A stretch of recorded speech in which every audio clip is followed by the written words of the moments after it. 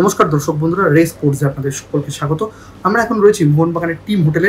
এই মাত্র আধ ঘন্টা আগেই কিন্তু মোহনবাগান দল এখানে টিম হোটেলে এসে পৌঁছালো, অর্থাৎ ভুবনেশ্বরে তারা এসে পৌঁছালো।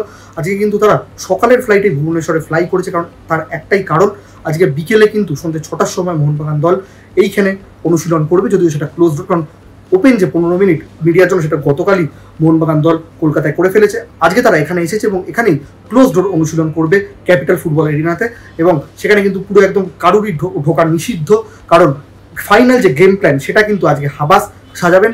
আর গোটা দলের কিন্তু সকলেই ট্রাভেল করেছেন, সাহাল সমেত সমস্ত বিদেশিরা এবং বাকি সকলেই ট্রাভেল করেছেন। মোহনবাগান কিন্তু অলরেডি, যেটা কাল কোচ হাবাস বলেছেন, জেতার জন্যই মাঠে নামবে।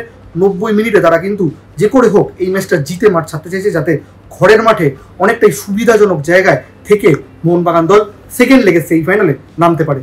আর এখানে মোহনবাগান দলের অনুশীলন করার আরও একটা কারণ হলো, তারা এইখানে যে আবহাওয়া, বেশ শুষ্ক আবহাওয়া, কলকাতার মতোই হয়তো, কিন্তু কিছুটা হলেও আলাদা, সেই আবহাওয়ার সাথে কিছুটা যাতে তারা অ্যাকাস্টাম হয়ে যেতে পারে, সেই জন্যই কিন্তু আজকে এই বিকেলে অনুশীলনের ব্যবস্থা হাবাস করেছেন।